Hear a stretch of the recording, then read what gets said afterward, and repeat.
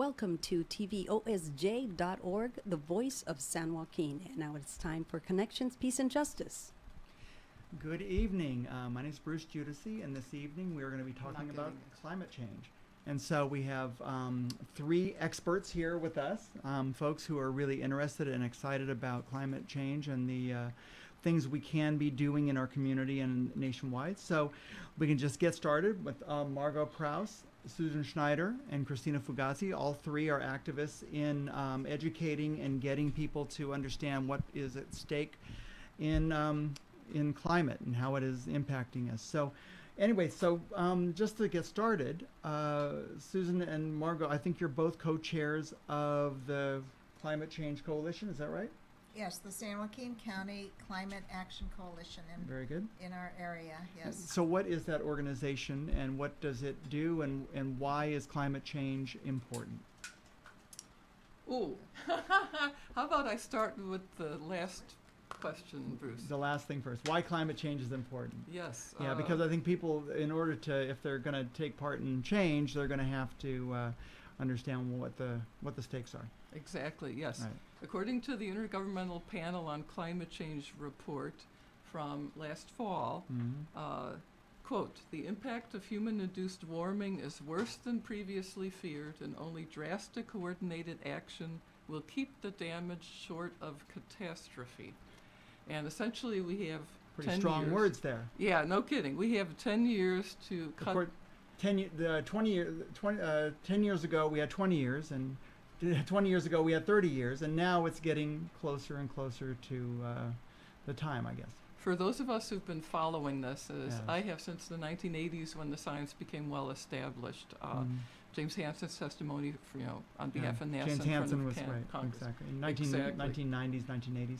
Yeah, I think 1989. Yeah, But right around Yeah, there. I remember right. Connections ran an article on it. Good, excellent. Yes. A long time ago. Yeah, so for those of us who've been following, this is just profoundly frightening. So the IPCC, which is an international organization connected with the UN, Scientists. roughly 100 scientists produced that report. It's humongous. It's got references, scientific journals, hundreds and hundreds of them. And so the conclusion is that we have roughly 10 years to cut global greenhouse gas emissions in half.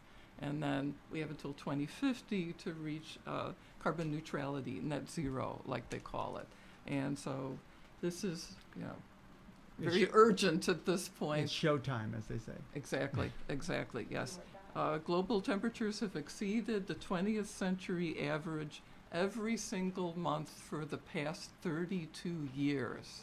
Wow. Yeah. Wow. The three hottest years ever recorded throughout recorded history are the last 3 years. Wow.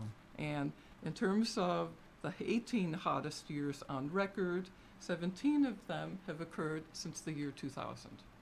Yeah, so, yeah, and actually I've got It's some... fairly compelling evidence. It really is, and the CO2 levels, because of course Right. we've got the greenhouse gases Right. up there. It's not just CO2, but that's the main one.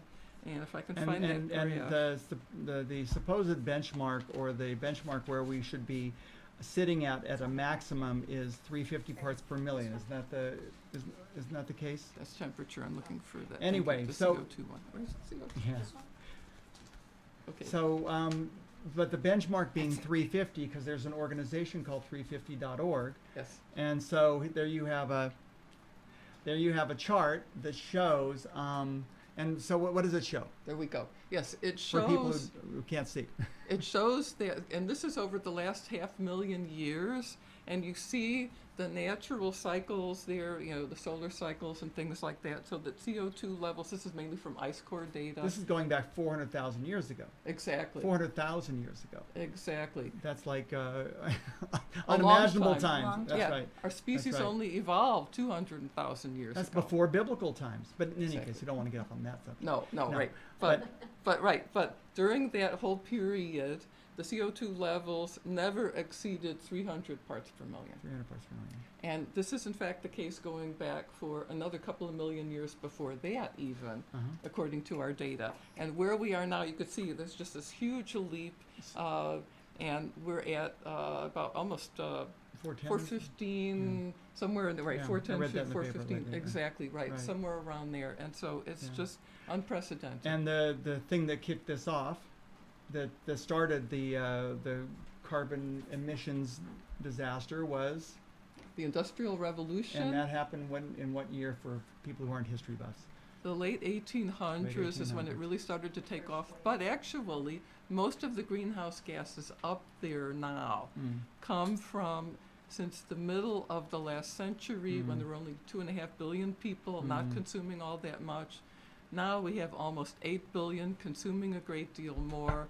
And so most of it is just within the lifetimes of many people currently on the planet. So a lot of it has to do with vehicles. A lot of it has to do with coal-fired plants, and just increased population. Yes. Industry too. Yeah, and then also, other things like slash and burn agriculture in the tropics, and people having to eat a hamburger for $1, which is grown in rainforests and that sort of thing. So, Exactly. so it's a lot of our consumption, and a lot. I mean, there are some talk show hosts who will say that, oh, how can people have such a large impact? I mean, we're just so few. How can we have such a big impact on something as big as the climate? So how can that be? I mean, what is the answer? I mean, my answer to that is when I just look at every freeway that I'm going down and say, this is happening everywhere on Earth. Yes.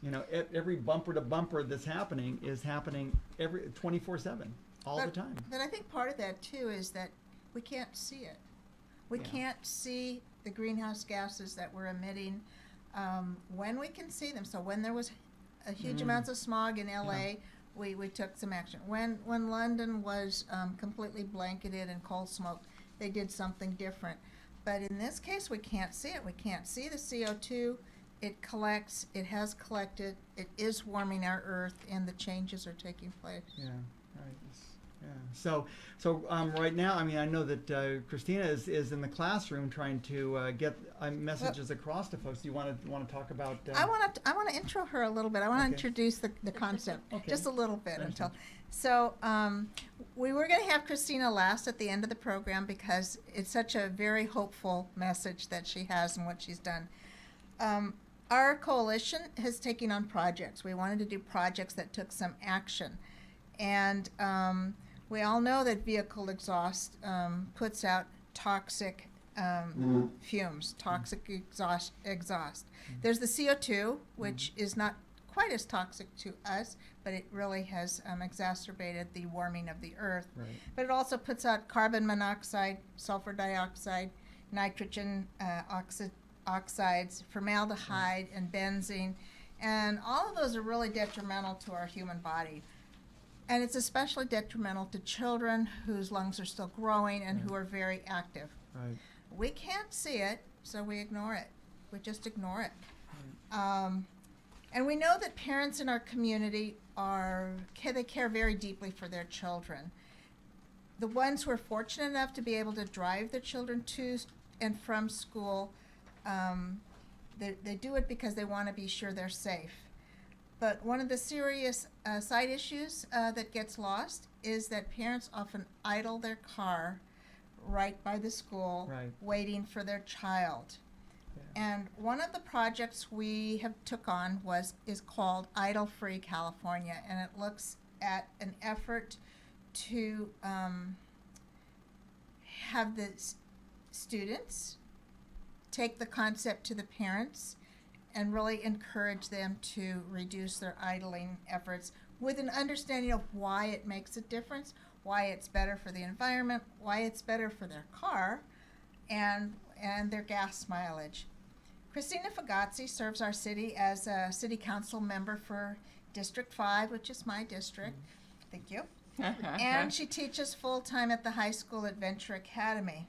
She took on this project with her students, and she's here to tell us how it went. Yes. Well, my principal actually sent out a message because you guys had come to our school and spoken. And she sent out this message saying, is any teacher interested in doing this project? And I was like, Margot, why didn't you just call me and tell me? Come on now. because as a high school teacher, I teach Earth and Inquiry Science. I also teach biology, and I teach AP Human Geography. And this truly falls right in line with a lot of what I teach in class. And I do a global warming climate change project. I've been doing that for a number of years, and my students have partaken in many different environmental programs. I mean, we have done Earth Day, we have done Science Matters and done this Walk for Science. We have done work with Restore the Delta, because at that high school age, kids really are starting to understand what's happening around them, and they want to be part of the solution. How can I participate? What can I do? And when they do their global warming climate change project, they often say, you know, well, we recycle.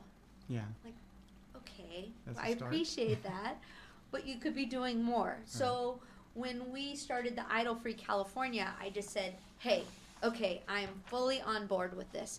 And we took it a little bit differently than how it was set up, in the fact that we started off my students, my AP students in the morning, because we have two car lines every day at school. We have a car line in the morning. Yeah. Parents cannot Right. drop their child off until 8 o'clock. Uh-huh. So they wrap all the way Right. around the school. Yeah. Well, guess what? It's cold. So Yeah. they keep their cars on with their Yeah, heaters I on, remember or that. they've got their phones plugged in, or whatever. They leave their cars on. And then in the afternoon, if it's summertime, they leave them on with the air going, right. or whatnot. Right. So the first morning we went out, I took my AP students out, and we went out at 7:30 in the morning.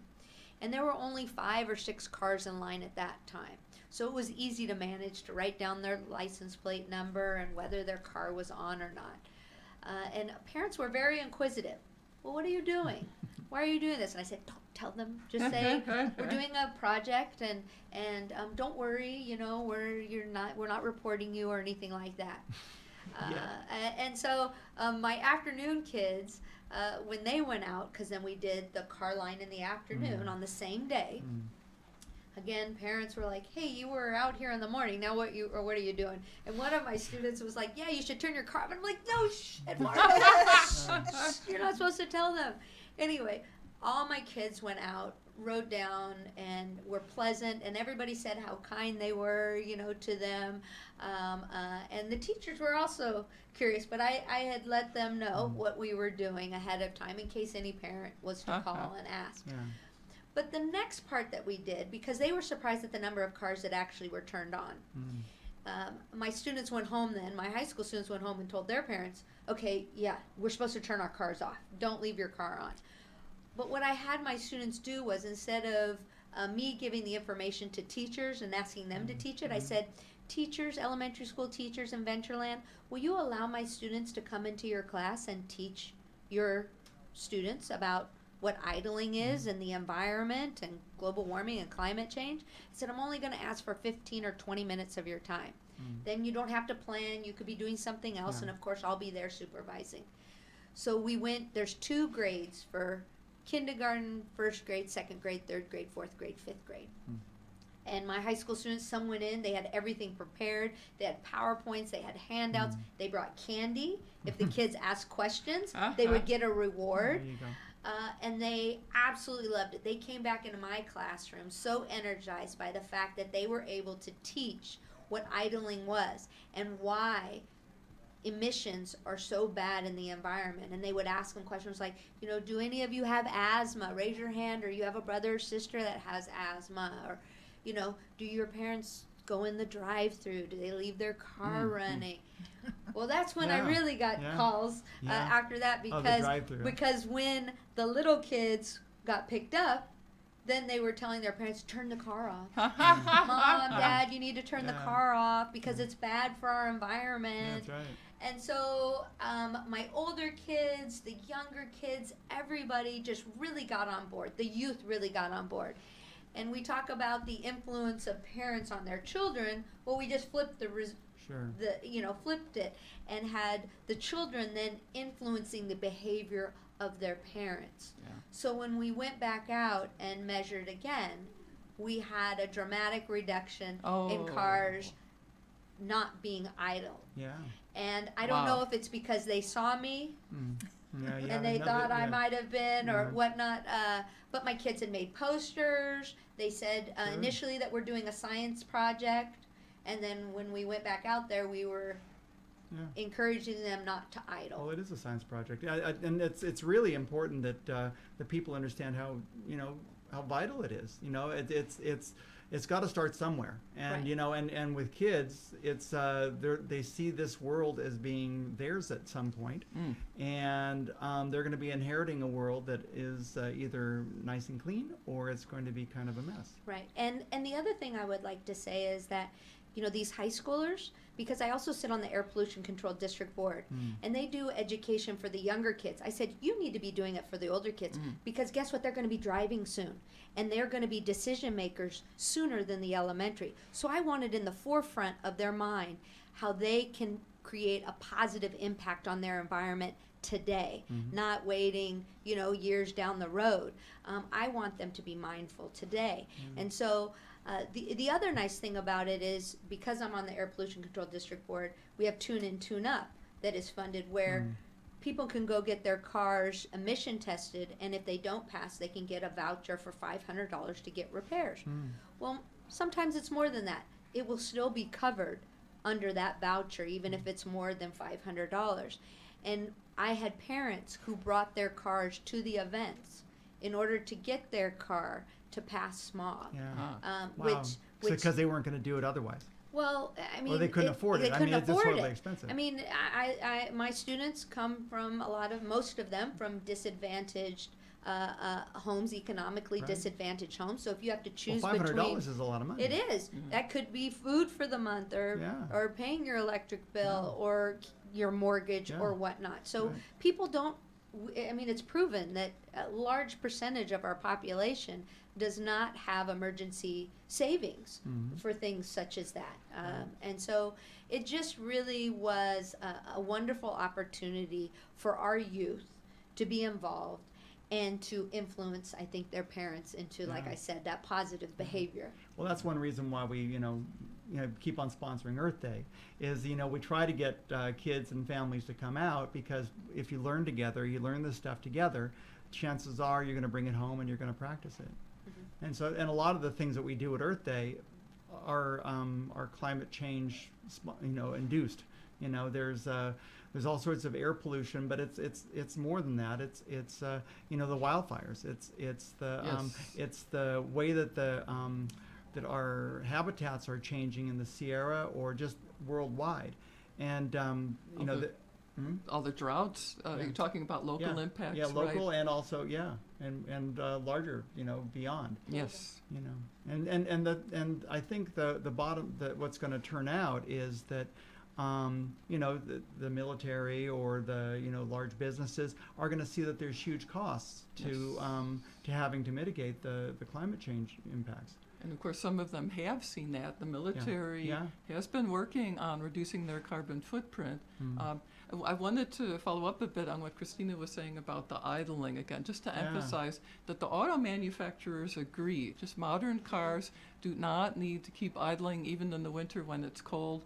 10 seconds is enough. Beyond that, better to turn off your engine. And of course, the newer models, a number of them come with this automatic feature where if you stopped at a stoplight long enough, the engine will turn off. Your And foot is on the brake. Yes. Because we came in contact with that, and we were like, oh, are you driving one of those idle-free cars?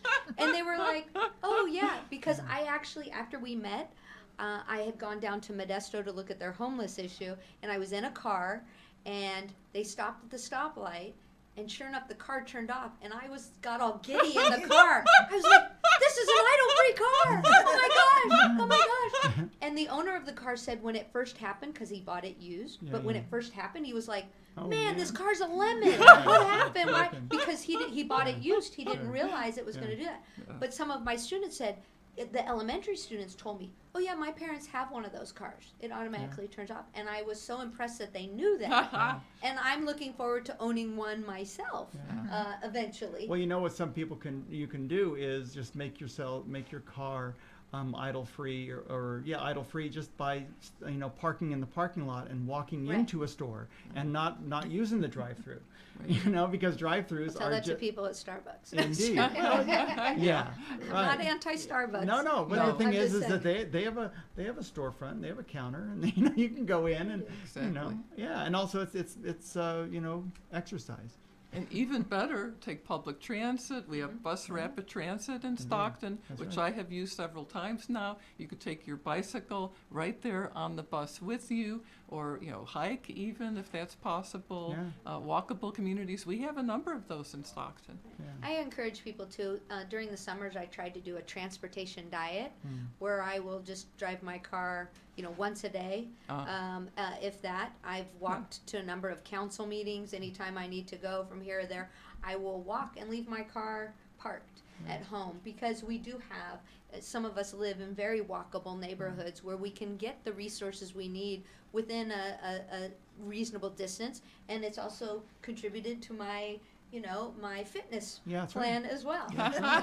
Well, and the city just adopted a general plan, and weren't part components of it like have to do with bike lanes Yes. and putting that in? And I just got an email today about the forward movement of us actually doing that project. We have the RFP going out, I think within the next Request for month. proposal, right? Sorry, yes. Yeah. And it's going out for what's like a contractor who would Yeah. build bike lanes? Yeah, because we already have the plan Yeah. ironed out. It's already been done. There was tons of public input on that. There was a number of community meetings. And Yeah. it's what the public has asked for. Yeah. I mean, the public has made it very clear that they want complete streets and walkable. Right. And when I mean complete streets, Right. it's a walkable Right. neighborhood that caters to pedestrians Right. and bicyclists. Because some of the hard parts about Stockton is that there's water that runs through it, and so there are rivers that or streams that you have to go over, and so there's only a few streets that do that. El Dorado is one of the Yeah. ones that we had El Dorado earmarked. and Pershing, Mhm. and even going farther north, like Alexandria, I don't know if that's ever going to connect with north and going between. Is that your district? No, No. Okay. I'm downtown. Yeah, So. right. But there are areas that where bike lanes could be put in, and they could be small bridges that would be really helpful to folks, Yeah. especially if they were away from the arterial things like El Dorado, which is kind of fast and kind of dangerous. Right. Yeah. And if other cities are able to do it, Yeah, why can't we? that's right. Right. I Yeah. mean, where there's a will, there's a way. Yeah, and Stockton is on the right track in a lot of things. The busing, and then also this new general plan that emphasizes, compact development and not a lot of sprawl. Right, and regional rail. I mean, we Yeah. are eventually, in the next 5 years, going to have rail that will take you up to Sacramento Metro Airport. We'll have rail all the way from Merced up. It will go over. The ACE train will take people to the Bay Area because we have 86,000 cars a day going over the Altamont. Right. 86,000 Right, cars. right. And our ACE is full. I mean, we're like at 99% capacity Yeah. on a couple of our trains. And so we really are expanding. We're going to be going up to 10 trains or 10 cars per train, where we're currently at 7. So that will add more passenger Great. to that will be able to take advantage of So it. that's just adding a car. I mean, adding Adding- 2 or 3 or 4 cars, and that takes so many people off the road, and it just means people have to get used to the idea of a different mode of transportation and scheduling their time around. And we that. just approved weekend service too. So we have Saturday service starting up. So if wow. people want to take the ACE to the Bay Area, they want to go to Great America, they want to go to Santana Row, they want to whatever, they will be able to take ACE. We just, like I said, approved it. They'll be able to take ACE. So. Now, this Peace and Justice Connections, I want to introduce our guests once again. We have Margot Prouse and Susan Schneider and Christina Fugazi, who are all active in working on climate change. We've been talking about some individual impacts that have to do with what we can do individually, and it sounds like the city is doing some things But everything we've been talking about, people may not think that transportation, well, they should, that it impacts the climate. Oh, yeah. And, 2.5, I mean, Yeah. It's and a nitrous big, oxide, it's and the, NOS comes from cars and yeah, trucks. I believe nationally it's now overtaken industry as the single biggest contributor Yeah, is that of right? greenhouse gases. Yeah, is that right? Or at Yeah. least in California, anyway. Yeah, Yeah. yeah. So, well, because California does have some renewable energy sources, hydro and wind. Yes, And exactly. so, and also wind and solar. And so And- those three are becoming more and more affordable and also, we just don't have any I don't think we have any coal-fired plants in California. And we have all these rebate programs and programs for the developers to put in reasonably energy efficient appliances, HVAC and all that. So, so transportation now is looming larger and larger. And I'd love to see them do more with the San Joaquin's Amtrak train, which I used to ride because I'm a senior scientist for a nonprofit in the Bay Area that does climate change and behavior. And, the first train that gets into Oakland doesn't arrive until after 10. I mean, it's kind of a no-brainer. They keep Yeah. on talking about having an earlier train and having more trains, and I hope that they work up to that for those of us who are heading more in It's that coming. direction than It's in coming. San Jose, right? Yeah. So this is, sort of on the more national scale, they're talking about, a Green New Deal, about how we can invest more in getting ourselves to the goal of being carbon. You have to go. Okay. I Thank see. you, Christina, for Thanks, being Christina. here. Thank you, Christina. Of getting us to the goal of by 2050 being carbon neutral. Was that the goal? 2050. 2050, 2050. exactly. According to the IPCC, the Yeah. Intergovernmental Panel on Climate Change. And so right. when people are talking about a Green New Deal, I mean, people go, oh my gosh, well, the first words from people's mouths is, oh, we can't afford that. There's just no, without even knowing what it is. And everything we've been talking about, all these different small pieces are parts of a Green New Deal. It would just have to be embraced on a Yes. much larger scale and much more intense, so that the train that you're talking about doesn't get into Oakland at 10. Maybe it gets into Oakland at 6 and 6:30 and 7 and 7:30. Yeah, And so what we're doing is we're making certain that those trains are running and available for people. And maybe we have to subsidize those trains a little in a way that we're currently subsidizing vehicles. But what we want to do is want to get people, make it convenient for folks to be able to reduce their carbon footprint. I think that's really important. And when they say we can't afford to do that, it'll cost so much. We can't afford not to. Yeah. We Right. truly can't afford not to. And it's time that we took that on. And the economists are in strong agreement that over time, this will pay for itself many times over, quite apart from saving lives, saving ecosystems. Not only that, I mean, it invests in, it'll produce jobs. Exactly. I mean, if you yes. have trains going every half hour, I mean, somebody has to run those trains, and somebody has, And some of the changes pay for themselves with a very short payback time. And so, right, whereas others, it's a longer payback. But you look at the bigger picture, and right, like Margot said, we can't afford not to. Right, because the investment we're doing now in fossil fuels, the payback we're getting is going to be rising sea levels and having to put dikes around towns like San Francisco and New York, and pretty much all of Florida. Exactly. And that's just talking about the United States. We're not Exactly. talking about globally. Exactly, and the developing nations are feeling this disproportionately, and they did not cause the problem. It's really unfair. That's right. And then, of course, future generations. But I'm encouraged that so many more people in the United States now are recognizing this as a problem, according to the Yale Climate Connection site, and that's one of the resources I wanted to highlight. That and the World Resources Institute have great weekly e-newsletters for any of you listeners who want to follow And who is that? developments.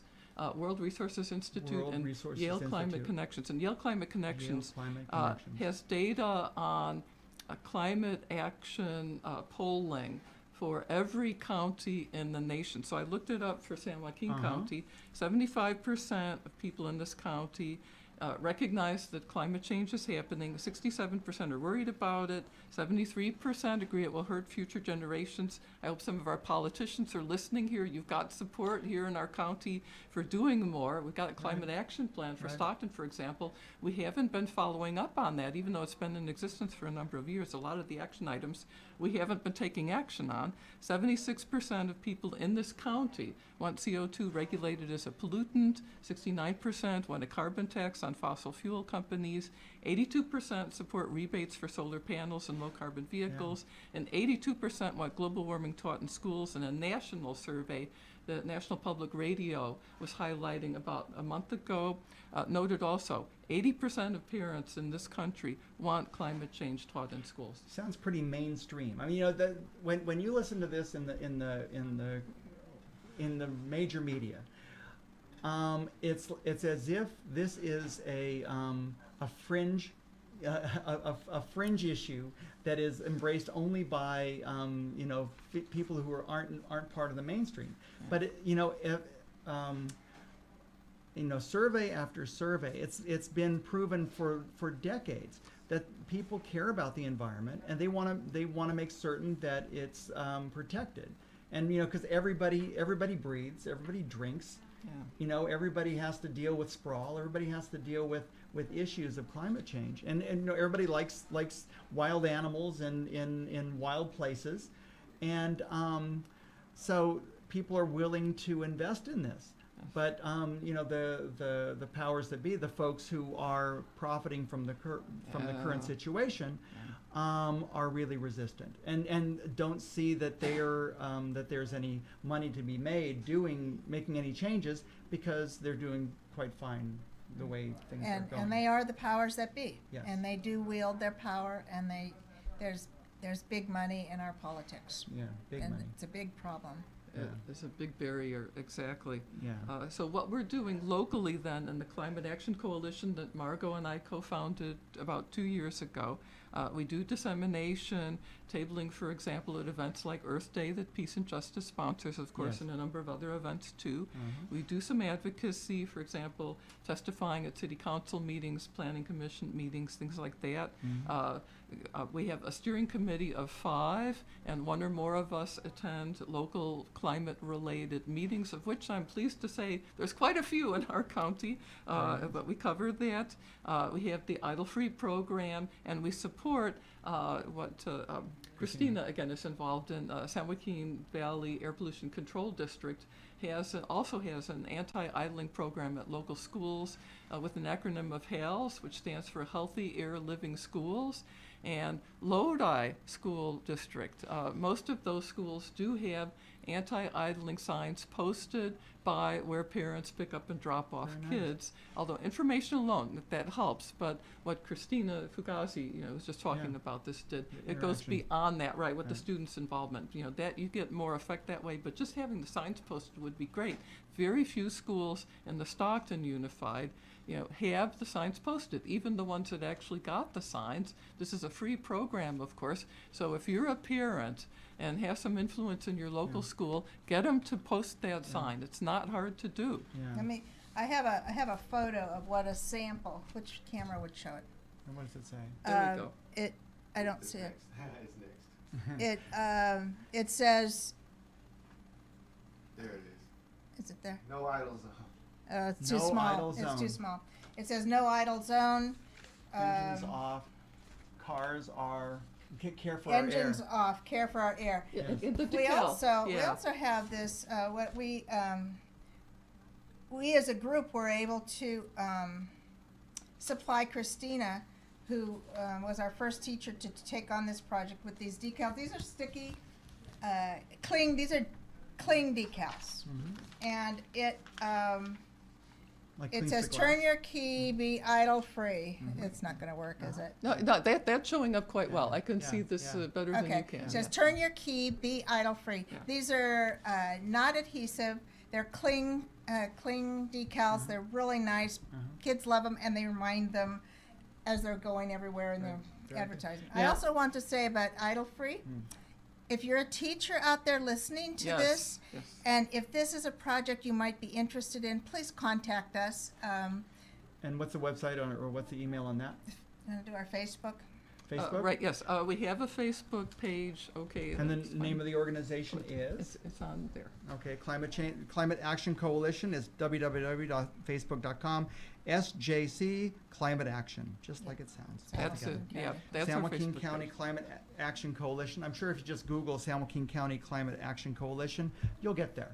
Yes, exactly. Yeah. And we also have a tree planting initiative Mm. that is very close at this stage to actually getting trees in the ground. Wonderful. Yes, yes. Wonderful. We have 2 locations.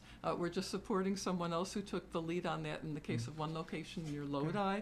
The other location in South Stockton, that is just the coalition. We have trees, a supply of trees.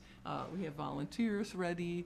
And so that, because trees, again, win-win-win. Yeah, We were right, talking about the right. air pollution problems before. Trees gulp air pollution as well as the CO2 that we need to get out of the climate so that we can help fight global warming. When trees are present in neighborhoods, crime goes down. And not only is there evidence just, like before and after, but experiments have been done. I was just reading about that earlier today, one that's published in the Proceedings of the National Academy of Sciences, showing that when you put in trees, like in a disadvantaged neighborhood, Yeah. that your crime is likely to go down. And then, of course, the urban heat island effect, all the concrete heats up, the shade, reducing the need for air conditioning in the summer. Just trees, win, win, win, win. Sacramento Tree Foundation in Sacramento County has been in existence for about 30 years, and they have transformed Sacramento. And Stockton, Well, Stockton has always been a tree city. I think they. It was. Yeah, It was. until it chopped down all those trees down going down El Dorado. But and It's then more the than that. drought, More than that? and then the drought years and the bankruptcy Yeah, you're unfortunately right. coincided, and we have not replaced those trees. We're Yeah. way down compared to where we were like a decade ago, 15 years this ago. is where support of a Green New Deal Yes. is really important, Yes, because the right. thing is people say, oh, we can't afford the trees. Well, again, like what Margo was saying, we can't afford not to. We have to, it has to be all hands on deck here. I mean, there has to be solar panels in parking lots. There has to be Yes. people changing their transportation habits. People thinking about trading in their gas fired or their gas fired lawnmower Exactly. for an electric one. Yes. There's programs for that. The Air And- Pollution Control District has a program for that, right? Right, This right. tune in, tune out. I think that they're even trying to make it possible there. Christina was talking about Yeah. that with us before this program started. Right. Yeah. So it's not just one thing. I mean, people say, "Oh God, how are we going to save the world with just solar panels?" Well, there are so many things. And you were showing me a book So what's this book? It's Parents' Guide to Climate Revolution: 100 Ways to Build a Fossil-Free Future, Raise Empowered Kids, and Still Get a Good Night's Sleep. And there's some really, there's like 100 things. It's Bill McKibben wrote the foreword. He's like the guru on 350. Yeah. Herd your family together, plant trees, give up one thing, ditch the diaper, give palm oil the back of your hand, because palm oil is contributing to deforestation in the tropics and killing orangutans. You got it. Turn Fido into a climate hero. Cut your toilet in half, however that works. Swoon over family biking.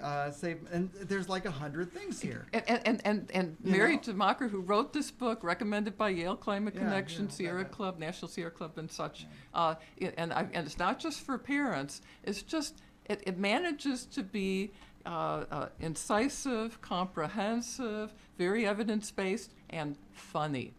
I don't know how she does it, but it's very readable, and you will be inspired if you read this book, and just great suggestions. Parents' Guide to Climate Revolution. Yes. Mary DeMacher. Just Google that and see if you can check that out, because this might be the first book that you have on this topic, and there's all sorts of information there that you can just use this for your first year of tackling these issues. Because it's really endless. There's so many things that people can be doing. Website with everything you ever wanted to know, Yes. www.skepticalscience, all one word, .com, skeptical with a K. Yes. And then carbon off sites, cooleffect.org. And so that's another website that you can use. There's If you have to fly, I know Yeah. I give climate change talks, and Mhm. sometimes you have to fly, Mhm. and flying you do want to minimize as much as you can. It adds Yeah. a lot of carbon to the atmosphere, Yeah, it does. so I always buy a carbon offset now. This one, cooleffect.org, that Bright was on our Oh. resources list there.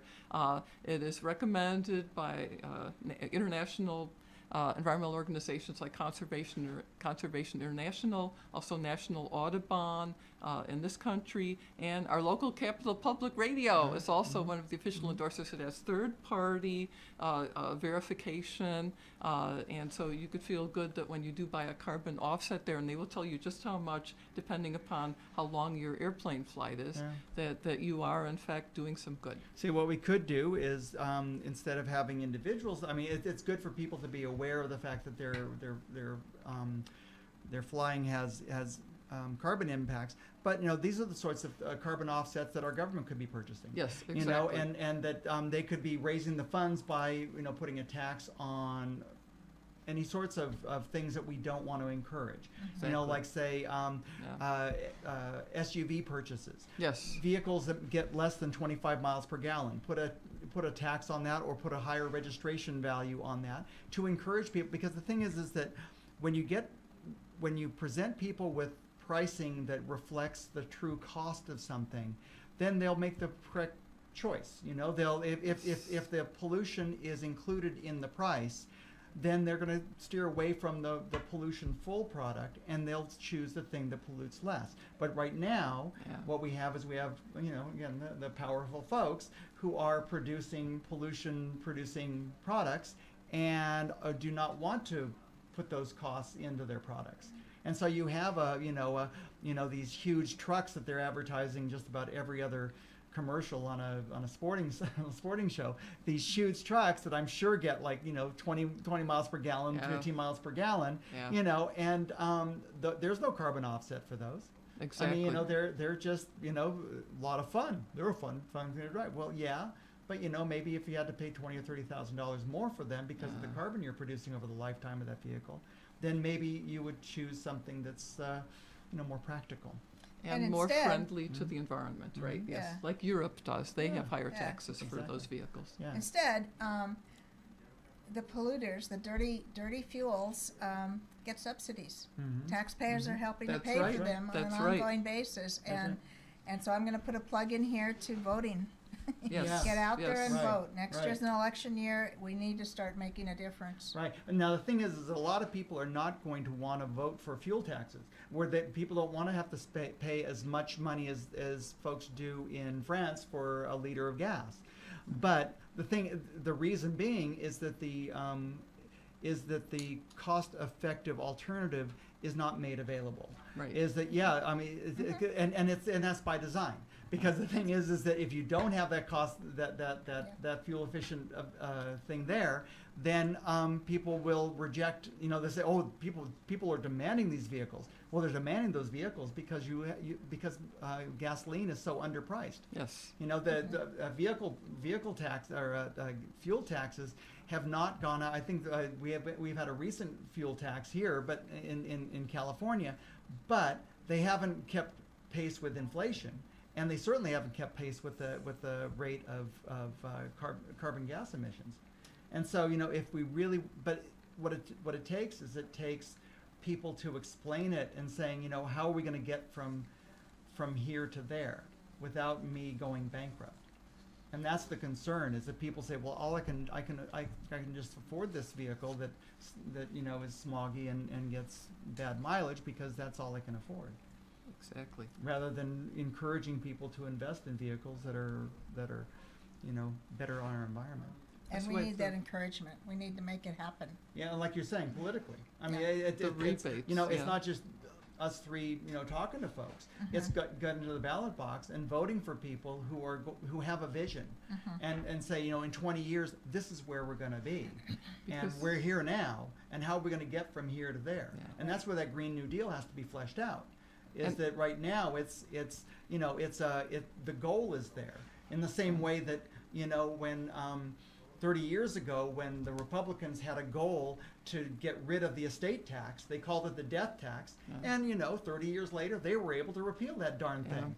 Yeah. The thing is that, but yet when we environmentalists set out a goal, immediately it's attacked as being impractical. It's, we can never do that.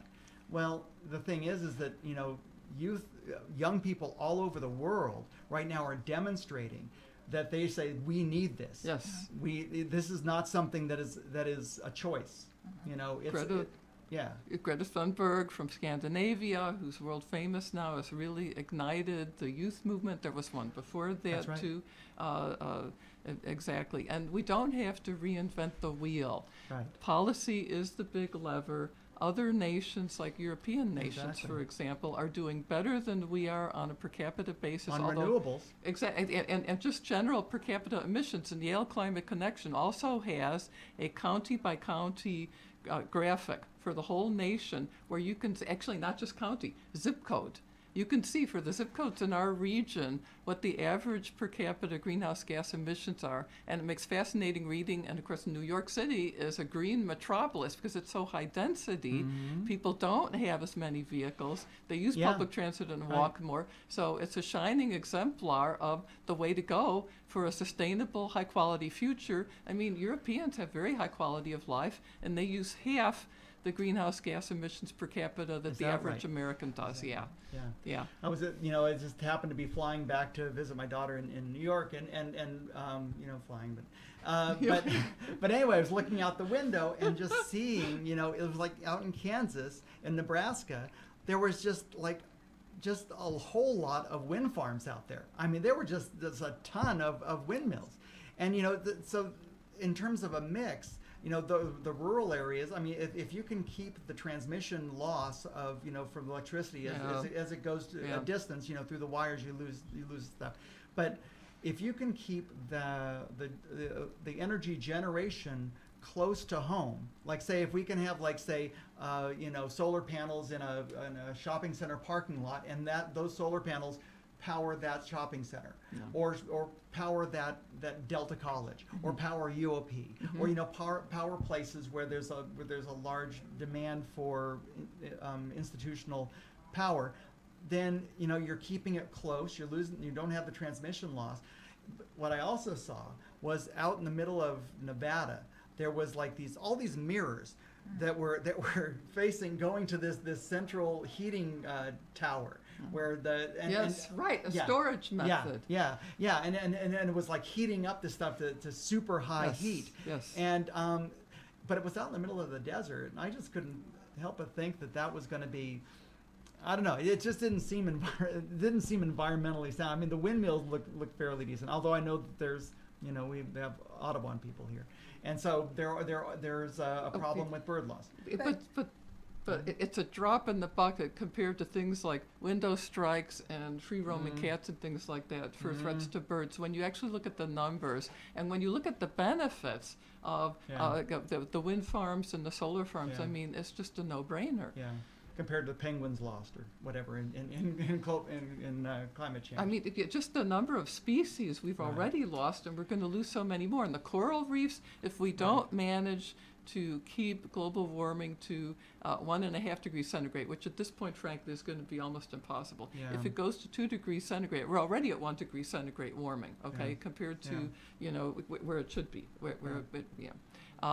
Then we lose 99% of the coral reefs, and millions of people rely on the fish that use that Yeah. as a nursery, Yeah. the whole biodiversity. I mean, again, agriculture, the permafrost effects and Yeah. getting around up there. I mean, just the impacts, the water impacts, which already is a scarce resource in many parts of the Yeah. planet, the rising sea levels, the acidification in the oceans and the harmful effects that's happening. Right. I mean, just you name it, there's harmful impacts everywhere. There are a few beneficial impacts, but they're dwarfed by the harmful impacts. Right. Yeah, and the way that it would be nice if people bought into these arguments because they appreciate the diversity of the the flora and fauna that we have on this earth. I The mean, you know, ecosystem the services, ecosystem- the right, ecosystem right. services as well as just the biodiversity. Yeah, because right, a lot of people, they'll just say, well, what's in it for me? Yeah, You know, exactly. what's the bottom line? How Yeah. can I save money? There is And- one. I mean, and again, the economists And it's in sad agreement. that it goes that way, but Yeah. but you're right in terms of just also costs avoided. Yes. You know, but a lot. You know, America is not really very well known for preparing for long-term crises. No. You know, it reacts to short-term issues, and so. But you know, I'm hoping that you know there's enough people out there, young people, Yeah. who are making this a short-term crisis. You know, who are Yeah. who will come in and vote. You know, if every person who is a climate change denier gets voted out of office, Yeah, you know, we'll move forward in 2020. exactly. And that has to happen in the states where people don't realize. Oh, well, you know, a lot of them are seeing it. I mean, Texas. Yeah, yeah. You know, I mean, you look at the power of those hurricanes Yeah. every year. Look at you know the quality of water in Houston right now. Yeah. You know, or in anywhere in the South. I mean, the devastation of the tornadoes, all this, you know. Miami, where I lived from before I moved to Stockton, Bruce. Downtown Miami now, just regular high tides. They're getting flooded. Yeah. That never used to happen before. It's the effects of rising sea levels. Things are really looking bad for a big portion of the whole state of Florida unless we get this thing under control. And one thing that unfortunately you don't see is the media making the connection Yeah. to say this is a global, this is a climate change yeah. phenomenon. This would not be happening if there weren't so much additional energy being pumped into our system to sort of you know put these tornadoes or these hurricanes on steroids. But I think that's key too, just talking about it. What they find is that we're just not talking about it enough. Yeah. The media puts bits and pieces, you get little bits and Yeah. pieces in there. Even in our own lives, you know, how many times a day do you talk about climate change or global warming? Not enough. Whatever it is, it's not enough because you don't even have to talk about it as climate change or global warming. You can talk about the loss of trees. Yeah. The drought in Bark beetle, California, right. the bark beetle in Right, the right. Yes. the dead trees in the Sierra. Yeah. The benefits of clean energy. Right. Yeah. Just talk about it. Just Yeah. talk about it to your families and friends and to people who are deniers because Yeah. they do. They want the trees. They want the mountains. Yeah. They want Yeah. fresh water. Yeah, and you know it's proven that with repetition people learn. Yeah. You know, you have to be we're told 7 times I think for somebody to remember something. You know, Yeah, it's and maybe it's more than that for people For- my age. That's yeah. for sure. But The coalition has actually looked into trying to get some of these messages on the buses or local billboards to have more visibility. right. Right. And it has to be a positive message. I mean, Yes. it Yes. can't be we're going to freeze in the dark type of thing. You know, there is a new future that I think young people are grasping it, that you know that there has to be a new world created that is not the same as what we have now. Yeah. Right. You know, in 50 years, if we're still driving the same cars and we still have the same energy grid, then we failed.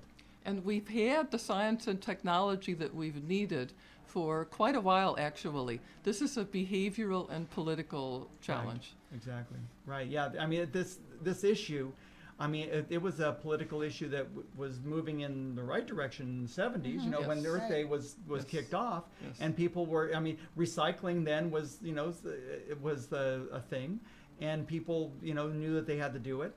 I mean, the fact that now people take credit for recycling, it's like, man, I mean, it's like taking credit for brushing your teeth. It's something that I mean, it should be second nature. You should not be throwing that aluminum can in a garbage. Yeah. And it talks about the repetition being required to remind people. And if not, then what you do is you pass something like the plastic bag tax or something, right. so that then people are forced to. Because if it has to go through the marketplace, that's where people learn. Yeah. And that's where we're probably going to get change, is getting prices right. And That's going to be big, and the kids and establishing kids. new social norms like recycling is a social norm yeah, now. it's normal. It should be normal. Yeah. And then, turning off the tap, but when you're, when you're brushing your teeth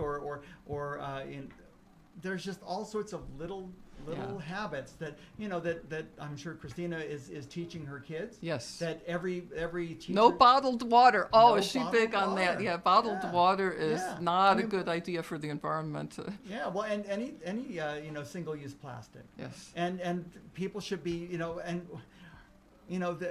20 years ago, on the first Earth Day, Yeah. bottled water didn't exist. Yeah. Right. And so you had soda, and so you had to recycle those cans. But now it's like everybody just, because I guess a bottle of water costs like a nickel or something, and so because the water is worth, it costs even less than that. But tap water is actually safer, Yes. more Yes. tested, and They've done. unless you're in Flint, Michigan. But generally, Yeah. yeah. We won't get into We that. won't get into that And it today. tastes just as good. They've done taste comparisons, yeah. and people can't figure out which is which. Yeah. So fill your metal or your multi-use plastic bottle. Think for about the filtering your water. Yeah. Yeah. That too. Yeah. And so there's just so many things that we can do to impact climate. So what is so again you are at your San Joaquin County Climate Action Coalition, SJC Climate Action is your Facebook. Yes. Is your Facebook We're page? going to work up to a website eventually, but we're not there yet. We've only been in existence about 2 years. Wow. Do you have any meetings at all, or do you have any regular meetings, or if somebody wanted to take action or wanted to do something, could they contact you? I guess through the Facebook page. Yes, they can. Right, we do have an email distribution list. There's a steering committee of 5 that meets once a month. Okay. And eventually we'll also work up perhaps to public Okay. meetings. But meanwhile, just, follow us on Facebook. And eventually we'll have tree planting events that you can be involved in, and perhaps other activities. Very good. Yeah. So is there anything that we can do to encourage the city to do more? I mean, Yeah, Christina seems to be Well, on the case. Contact your council members, right? Yeah. We're looking at reaching out to the city as well on different issues, and going as a group of the steering committee at least to talk to the people and look at a resolution for A climate emergency declaration, yes, like Sacramento County is trying to do, and 400 municipalities around the world have had their cities and towns declare a climate emergency. Because there will be a time, when we are when we have a different administration in office. Yes. And where there will be some leadership that will respond to our requests. Yes. And so we've got to be sort of ready for that, so it's going to be in a couple of years, especially if we all vote in ways that are going to put people and keep people in office who are going to support, real Green New Deal types of long-range planning. We all have to be sort of ready for that. And be ready to absorb. And then, it's great that your organization is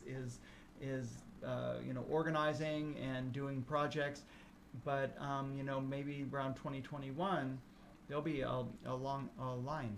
Well, we have five I was just going to say organizations that that too. have joined us as a coalition. So And then others more loosely connected, right? Sure. But Yeah. So when notices go out about what we're doing, the membership of the Sierra Club is part of the coalition. Membership of Audubon is part of the coalition. Peace and Justice Yeah. Network is part of it. 350.org in our area, and Citizens Climate Lobby Very is. good. So all those members hear about it. And again, Thank you, Marco. with respect to Peace and Justice Connections, which this is Peace and Justice Connections, we're with Susan Schneider and Margot Pross, who are the co-chairs of the Climate Action Coalition. In Connections, every issue we put in at least a couple articles on the environment. I think the last ones were talking about habitat, and but really, climate change affects everything. Yes. It's the climate is where we live. It's not weather, it's climate. Yes. And so, and it's getting warmer. And so if you're in, of course, you're always invited to present articles or to say what's going on with the organization. And we have. You have, yeah, and any books that you've written or reviewed or what, you know, it might not be bad to review this Parents' Guide to Climate Revolution Yeah, because it's a good it's, idea. yeah, That's a good because, idea, yeah. because there's some nice pull quotes from these things. There's just some really good ideas, and it's important to take those personal to make those personal changes because it reminds you about how important things are. Yeah. You know, when you're idling or you're talking about your lawnmower or whatever, every time you use that electric lawnmower, you're saying, oh, you know, there's a climate issue here. Yeah. But that should also move you towards larger action. Yes. That is beyond what we as individuals, but what we collectively have to do. Yes. Because it's not. I mean, it just has to be a full court press. Yes, exactly. Yeah, it can't just be us individually making individual changes. Yeah. But you know, so anyway, so we ought to see if we can wrap this up. So see if we can get Dawn to pull us off. But there you are. So anyway, so it's been a wonderful chat with you guys. Maybe we'll have you back in maybe 3 or 4 months or something like that when everything has changed and the world will be a cooler place. 3 months, 4 months, get on it. Make certain you get that to work. This is the San Joaquin County Climate Action Coalition. Please visit their Facebook page with Susan Schneider, Margot Prowse, and I'm Bruce Giudici with Peace and Justice Connections. Thank you very much. Thank you. Thank you.